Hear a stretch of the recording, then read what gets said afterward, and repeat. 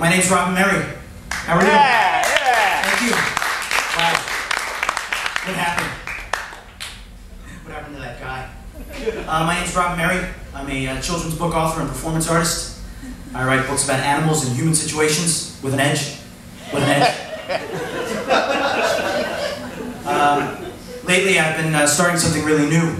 I started writing romance novels with animal characters in human situations. Some have called this inappropriate or perhaps illegal to show, say, a bear and a turtle flirting at a dinner party, or a warthog and a penguin becoming more than just casual friends. But what I'd like to do tonight for you is read a couple of little sections, or what I call little snippets, little snuglets of a couple of books, and then take any questions that you may have about my books, my beard, anything. I don't need that chair for anything. I should tell you before I begin reading that I've developed a little bit of a reading voice over the years that some find a little distracting, while others find enhances the story. Enhances the story.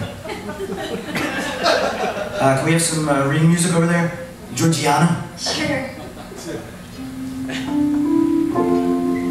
This is from a book called Donald Otter's Sensuous Summer.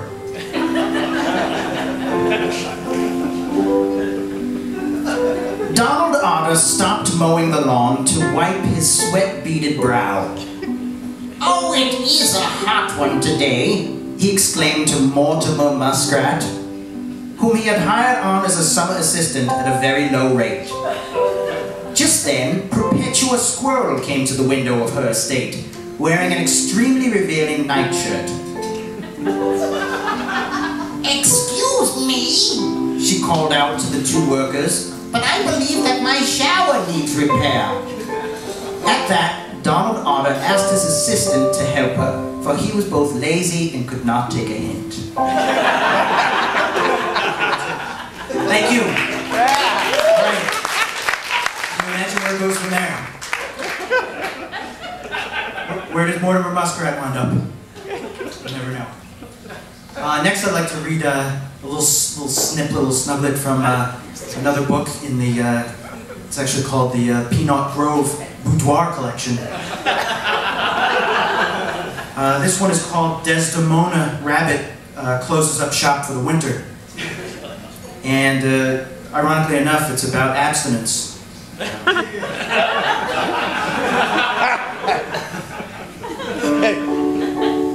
Desdemona Rabbit got into bed, ready to curl up with a good book and tea and crumpet. "Oh, I am ready for some me time," she chortled aloud to no one, her tiny feet kicking off her warm toadstool slippers. Just then there was a tapping at the window. Tap, tap, tap, tap. It was Bartholomew Turtle, come a-courtin'. Candy and flowers in tow. "Do open up," he bellowed desperately. Desdemona ignored his advances, however, for she was going through major physiological changes. Thank you. Thanks. Good. Now I'd like to, do I have some time? Can I take a couple of questions from the audience? If anybody has any questions about anything at all.